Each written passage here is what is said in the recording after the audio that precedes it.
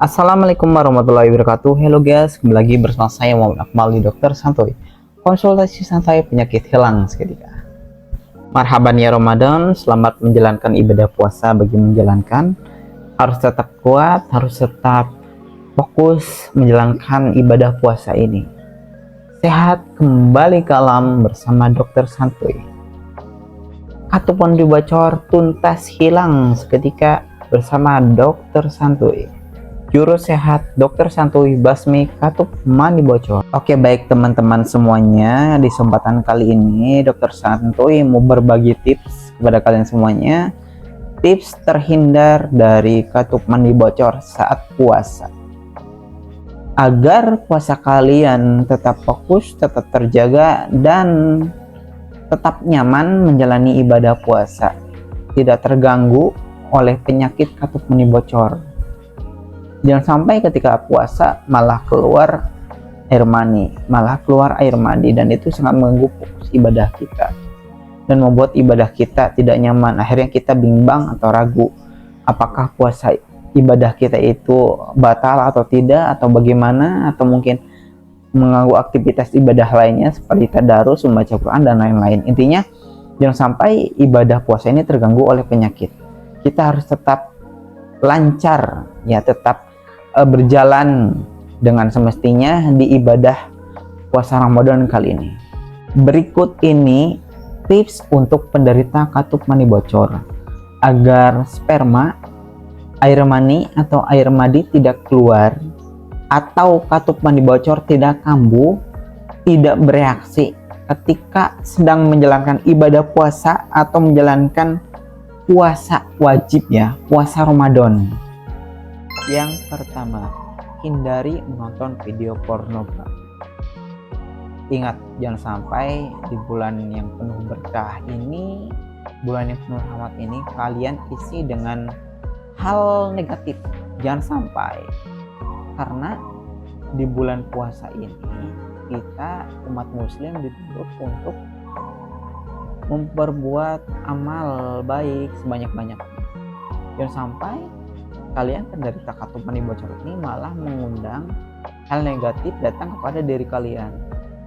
Karena orang normal dengan orang penderita katup mani bocor, jika menonton video porno, ya, orang dengan penderita katup mani bocor itu akan sangat sensitif, mudah sekali bergejolak syahwatnya. Ibaratkan kalian itu mengundang si sperma atau air madi itu untuk keluar kalau kalian menonton video itu. Kalau kalian menonton video itu, otomatis si syahwat itu bergejolak, kalian terangsang. Akhirnya apa? Keluar. Akhirnya si air madi ini tidak tertahankan, keluar, dan itu membuat puasa kalian tidak lancar. Itu kalau bisa dihindari, ya. Dari sekarang isi dengan kegiatan positif, tadarus atau melihat kajian-kajian, melihat ceramah di YouTube, atau menonton hal-hal yang lebih positif, memperbanyak amal ibadah. Yang kedua, hindari kontak fisik secara langsung dengan lawan jenis yang bukan mahramnya. Maksudnya apa nih? Lihat sepele, tapi ini akan sangat berdampak bagi penderita katup mani bocor. Saya contohkan, ya. Misalkan Anda memiliki seorang kekasih atau pasangan atau pacar lah gitu. Anda melakukan kontak pegangan tangan, berpelukan, atau yang lebih parahnya adalah ciuman, atau ngobrol mesra, ngobrol lama gitu. Secara tidak langsung itu akan mengundang syahwat kita untuk mengeluarkan air madi atau air mani, sperma. Karena biasanya penderita katup mani bocor itu akan sangat sensitif, barbar gitulah, atau hyper gitu dalam hal seks, karena biasanya penderita katup mani bocor ini hormonnya itu tidak stabil. Jadi untuk terangsang itu sangat mudah. Bahkan teleponan dengan wanita pun itu bisa terangsang, bahkan bisa sampai keluar. Jadi kalau bisa hindari dulu selama bulan puasa ini, ibaratnya kayak LDR dulu lah gitu. Atau jangan sampai kita melakukan kontak fisik lah. Ngobrol ya boleh, ketemu ya boleh, tapi hindari hal-hal yang tadi saya sebutkan itu. Kalau tidak penting, kalau tidak darurat, ya kalau bisa ya hindari dulu ya. Bulan puasa ini ya perbanyak ibadah, perbanyak amal soleh, perbanyak hal-hal kegiatan yang positif, baca Quran, tadarus, atau mungkin nonton kajian, mendengarkan ceramah. Perbanyak hal-hal positif lah. Hal-hal yang negatif itu sampingkan dulu, karena ingat, hal negatif itu ya hasilnya negatif, hal positif ya hasilnya positif juga. Jadi lakukan hal-hal positif lah gitu. 3. Hindari onani atau masturbasi. Meskipun di bulan puasa ini kalian melakukannya di malam hari atau melakukannya setelah tarawih misalkan, itu tidak boleh ya. Karena apa?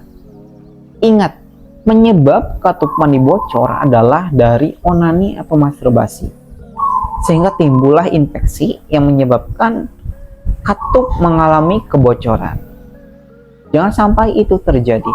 Kalau kalian melakukan ini, masih ngeyel melakukan kegiatan ini, sama saja kalian memperburuk keadaan, malah menambah tingkat keparahan penyakit yang tadinya keluarnya hanya mungkin tidak setiap saat jadi setiap saat, yang tadinya tidak keluar setiap hari jadi setiap hari. Jadi jangan sampai kalian melakukan, meskipun hanya melakukannya 1 kali atau 2 kali atau seminggu 1 kali, atau bahkan tidak melakukannya tapi di jeda-jeda, atau mungkin intinya jangan sampai lah.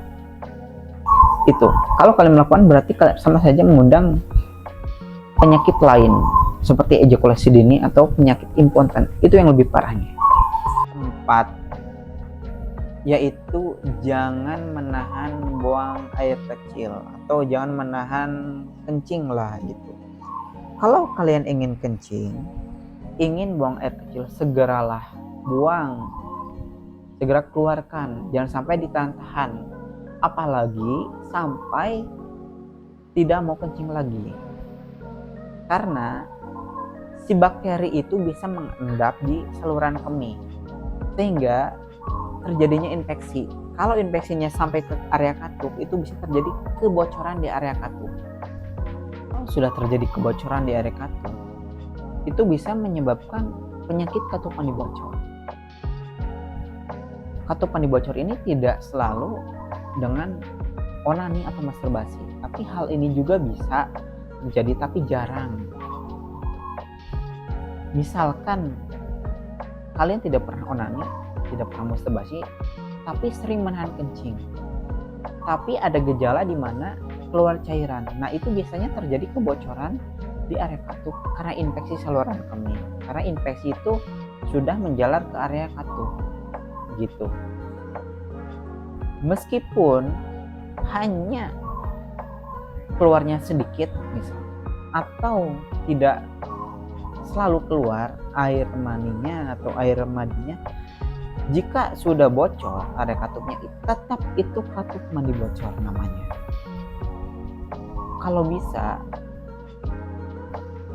segera tuntaskan. Kalau ingin kencing itu segera dikeluarkan. Misalkan kalian saat buka puasa minum es 3 gelas, yang namanya orang puasa ya ibaratnya menahan haus ya, menahan lapar gitu kan. Pas buka minum es 3 gelas gitu, atau minum es 1 botol penuh segini. Hasil apa? Karena terlalu banyak cairan yang masuk ke dalam tubuh, otomatis kan rangsangan untuk kencing pun tinggi. Nah, atau ketika pas tarawih nih ya, karena tadinya minum es 3 gelas, nah pas tarawih ingin kencing gitu, kalian tahan gitu karena tarawihnya tuh tidak ingin, katakanlah tidak ingin batal atau tidak ingin ketinggalan, kalian tahan sampai selesai tarawih. Nah, sampai tidak mau kencing lagi. Nah, ini yang dibiasakan, hilangkan ya. Gak apa-apa, kencing aja gitu. Karena yang namanya tarawih kan sunnah, bisa dilakukan di rumah juga kalau misalnya ketinggalan gitu. Terakhir, bagi penderita katup mani bocor yang katakanlah ini sudah parah, sudah tidak tertolong lagi, sudah kronis, setiap hari keluar, bahkan tidak ada apa-apa keluar, tidak ada rangsangan keluar, setiap hari keluar, ini saran saya lebih baik melakukan pengobatan aja. Karena dengan gejala seperti itu, kalau dibiarkan itu malah memperburuk keadaan, malah bisa sampai penyakit lain timbul, komplikasi ya gitu, seperti impoten, lemah syahwat, ejakulasi dini, atau azoospermia dan lain-lain. Pokoknya penyakit kesuburan jangan sampai itu terjadi, karena penyesalan itu adanya di belakang saat kalian sedang fase ya, dimana katakanlah berumah tangga, atau fase ketika ya nanti juga akan mengalaminya gitu kan, ketika melakukan hubungan tidak bisa memuaskan pasangan. Saran saya segera melakukan pengobatan. Kalau mau melakukan pengobatan bingung, konsultasi aja. Konsultasinya kemana? Ke dokter santuy ya, silakan komen aja, atau bisa konsultasi dengan nomor 081214160701. Mungkin segitu saja tips dari dokter santuy. Mohon maaf apabila ada kesalahan baik dalam penyampaian saya ataupun kata-kata saya. Saya mohon maaf yang sebesar-besarnya. Marhaban ya Ramadan. Selamat menjalankan ibadah puasa bagi yang menjalankan. Semoga kita mendapatkan pahala dan keberkahan yang sangat melimpah ruah dari Allah Subhanahu wa taala. Amin ya Allah ya rabbal alamin. Sekian, terima kasih. Wassalamualaikum warahmatullahi wabarakatuh.